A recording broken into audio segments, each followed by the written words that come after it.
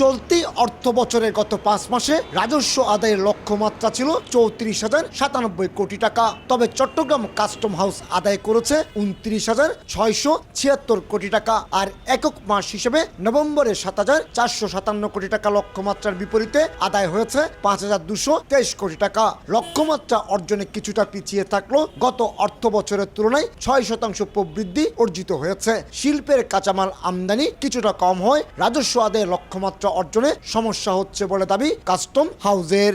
গত বছরের নভেম্বরের তুলনায় এই বছরের নভেম্বরে প্রায় ৫,৮০০ কন্টেনার কম এসেছে। আমাদের নভেম্বর পর্যন্ত রাজস্ব লক্ষ্যমাত্রা ছিল ৩৪,০০০ কোটি টাকা, তার বিপরীতে আমরা প্রায় ২৯,৭০০ কোটি টাকার মতো আদায় করতে পেরেছি। তথ্য বলছে বিগত সময়ের তুলনায় শুধু নভেম্বরেই ৭,৬৪,০০০ মেট্রিক টন শিল্পের কাঁচামাল কম আমদানি হয়েছে।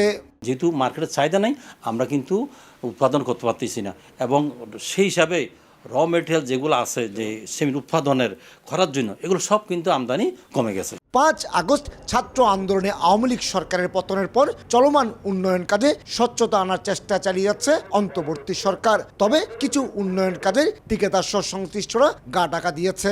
উন্নয়ন কাজে ধীরগতির প্রভাব পড়েছে শিল্প কারখানাগুলোতে, বিশেষ করে বাজারের চাহিদার বিপরীতে কারখানাগুলো উৎপাদন কমিয়ে দেওয়ায় কমছে কাঁচামাল আমদানিও।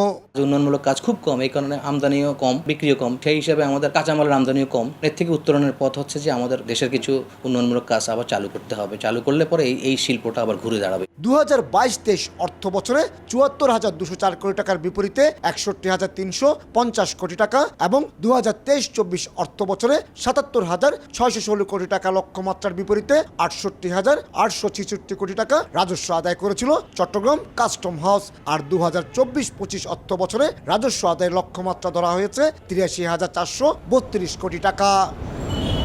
জাতীয় আয়ে বিশাল একটি অংশ যোগান দিয়ে থাকে চট্টগ্রাম কাস্টম হাউস, যার পরিমাণ বছরে ৭০,০০০ কোটি টাকার বেশি। মূলত চট্টগ্রাম বন্দর দিয়ে আমদানি রপ্তানি পণ্য থেকে যে রাজস্ব আদায় হয় তাই জাতীয় আয়ে যুক্ত হচ্ছে। আর তাই রাজস্ব বাড়াতে চট্টগ্রাম কাস্টম হাউসের বিদ্যমান সংকটগুলো কাটানোর কথা বলছেন ব্যবসায়ীরা। চট্টগ্রাম কাস্টম হাউস থেকে কমল দে, সময় সংবাদ।